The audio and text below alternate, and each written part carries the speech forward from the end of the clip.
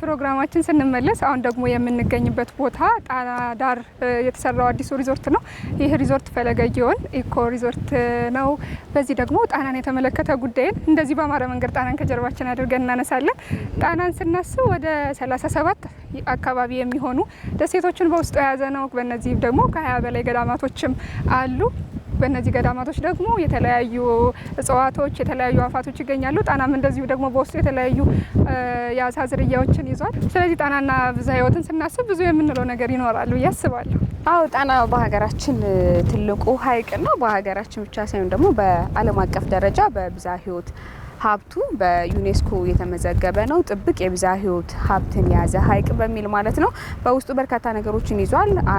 አሳዎችን ይዟል። ወደ 28 አካባቢ የሚደርሱ ዝርያ ያላቸው አሳዎችን የያዘ ሐይቅ ሲሆን 21ዱ በጣና ሐይቅ ብቻ የሚገኙ አሳዎች ናቸው። እንዲሁም የተለያዩ አዋፋትን ነፒልከን ሽመላን ማንሳት እንችላለን።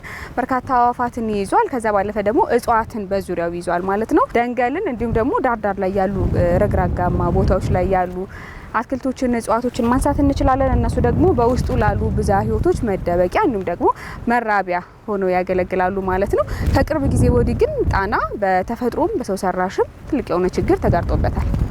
ያው ቀደም ብለሽ አንቺም ጠቅሰሽዋል። በዩኔስኮ የተመዘገበ የጥብቅ ስፍራ ያለው ቦታ ነው ያው ጣናና ብዝሃ ሕይወቱ ማለት ነው። ጣናና ብዝሃ ሕይወት ከተነሳ ጣና ሐይቅ ብቻ አይደለም። ወደ 695885 ሄክታርን የሚይዝ የብዝሃ ሕይወት እንዳለው ነው እንግዲህ የጸደቀው ጉዳይ የሚያሳየው ማለት ነው። በዚህ ውስጥ ደግሞ ቀደም ብላ ያሚም እያነሳችው ነበረ ወደ 37 አካባቢ ገዳማት አሉ በሚል ማለት ነው። አሁን ይሄ ከብዝሃ ሕይወቱ ከመጎዳቱ ጋር አያይዤ ላመጣው ፈልጌ ነው። ቀደም ባለው ጊዜ ከ37 በላይ ደሴቶች ነበሩት ይሄ ጣና ሐይቅ ማለት ነው። እነ ጄምስ ብሩስ እንዲሁም ደግሞ ከ18ኛው ክፍለ ዘመን በኋላ የመጣ አንድ ጂኦግራፈርም ያረጋገጠው 42 45 የሚሆኑ ደሴቶች በአካባቢው እንደነበሩ ነው የሚገልጸውና እየተጎዳ ለመምጣቱ አንዱ ማሳያ ይሄ ነው። የነበሩ የደሴቶች ቁጥር ቀንሷል። ጣናም ከዚህ ከነበረበት ስፍራ በላይ ሰፊ እንደነበረ አርሶ አደሮችም ደግሞ አሁን ደረቃማ ቦታዎችን ለእርሻ እየተጠቀሙበት የመጡባቸው ስፍራዎች ስንመለከት ጣና በብዙ መንገድ እየተጎዳ እንደሆነ የሚያሳይ ነው። በተለይ ደግሞ ክረምትን መሰረት አድርጎ ደግሞ ከዙሪያውን ካሉ ከተሞች በተለያየ መንገድ ወደ ሐይቁ የሚገቡ የተለያዩ ፍሳሾች የጣናን ብዝሃ ሕይወት የመጉዳት ጉዳዮችን እያፋጠኑ እንዳሉ መረጃዎች ያመላክታሉ። ከቅርብ ጊዜ ወዲህ ደግሞ የእምቦጭ አረም ይህንን ጉዳይ በብዙ ሁኔታ ጣናን እንዲሁም ወደ ማድረቅ ደረጃ ሊደርስ በሚችል ፍጥነት እየመጣ እንዳለ ቀደም ባሉ ጊዜያቶች እየሰማን ነበር። መንግስትም በዚህ ረገድ ብዙ ነገሮችን ለማድረግ ስራዎችን ሲሰራ በተለያዩ መረጃዎችንም እንሰማ ነበርና የጣና ብዝሃ ሕይወት በብዙ መንገድ ዙሪያው ላይ ላሉ ከተሞች ላሉት ማህበረሰቦች በብዙ መንገድ ይጠቅማል። ጠቀሜታው የጎላ ነው። በአሳ ምርት፣ በቱሪዝም እንዲሁም ደግሞ ለእርሻ ግብአት በሚሆኑ ለመስኖ እርሻ ጭምር የተለያዩ አትክልቶችንና አዝርዕቶችን በማምረት ረገድ ጠቀሜታዎች አሉት። ለመንፈሳዊ አገልግሎትም ደግሞ የተለያዩ ገዳማትን ይዟል። ግን ይሄንን የማጣት ደግሞ ህልውና የተጋረጠበት ሁኔታ እናየዋለን። በተጨማሪ ደግሞ ጣና ማረፊያም እኮ ነው አይደል?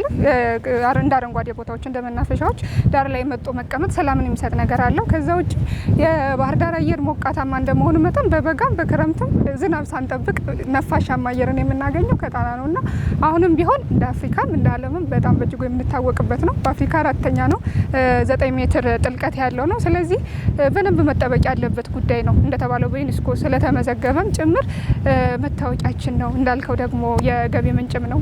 ከአሳ ምርቱ በተጨማሪ ከግብርናው በተጨማሪ በዚህ የምናያቸው መናፈሻዎችም በክፍያ የሚገቡበት አሳን ይሄ ጣናን መሰረት አድርገው ነውና የገቢ ምንጭም ስለሆነ በደንብ መጠበቅ አለበት። ግን ከቅርብ ጊዜ ወዲህ እንዳላችሁት ነው የደለሎ የአፈር መንሸራተቶች የደለሎችም ነገር ይመስለኛል ጣናን ካለበት ሸርተት እንዲል ያደረገውና በዚህ መልኩ አሁን የምናይበት ደረጃ ላይ እንዲደርስ ያደረገው ነገር።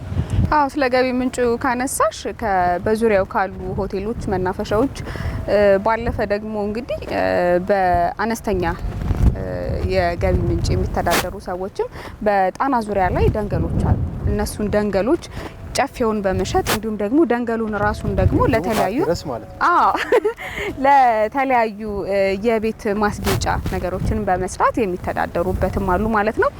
ትልቁ ጠንቅ የሆነው ስለ እንቦጭም እያነሳህ ነበርና እንቦጭም በደንብ ስር እንዲሰድ ያደረገው ከከተማው ከተለያዩ አካባቢዎች እየገባ ያለው የአፈር ደለል ነው። ያሚ ቅድም እንዳነሳችሁ ማለት ነው። ስለዚህ የአፈር ደለሉ ወደ ጣና ሐይቅ እንደገባ ደግሞ ለመከላከል ያለን አማራጭ ቀዳሚው ቀደም ሲልም ስናነሳ እንደነበረው ችግኞችን መትከል አትክልቶችን መትከል ነውና እሱ ላይ በደንብ ልንበረታ ይገባል። በርካታ የአሳ ዝርያ እንዳለውም የጣና ሐይቅ እየተናገርን ነበርና አሁን ላይ እነሱም ዝርያዎቹም አደጋ ላይ እንደሆኑ ደግሞ የተለያዩ መረጃዎችን እየሰማን እንገኛለን። ስለዚህ ጣናን የመጠበቅ የሁላችንም ድርሻ ነው። የባህር ዳር ነዋሪዎች ብቻ አይደለም፣ የኢትዮጵያውያን ብቻ አይደለም፣ የአፍሪካና የዓለም ሀብትም ስለሆነ የሁላችንም ድርሻ ነው።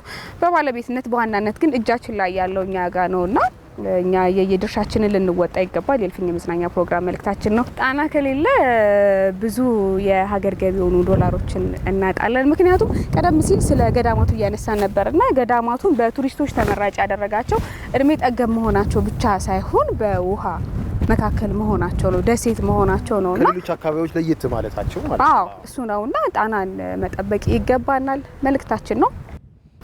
እንጠብቅ ስንል ሰውን የምንለው ለምንድን ነው? ለዚህ ሁሉ ተጽዕኖ መነሻው ሰው ስለሆነ ነው።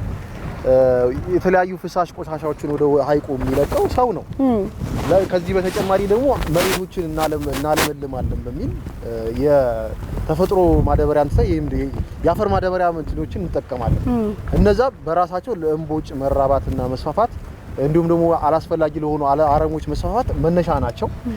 ጥልቀቱንም እየቀነሰው ይሄዳል። እየቀነሰው ነው። ሃይላንድ የምንበለው የተለያዩ ፕላስቲኮች ማለት ነው። ቆሻሻ ነገሮችን ወደ ሐይቁ የሚጥለው ሰው ነው።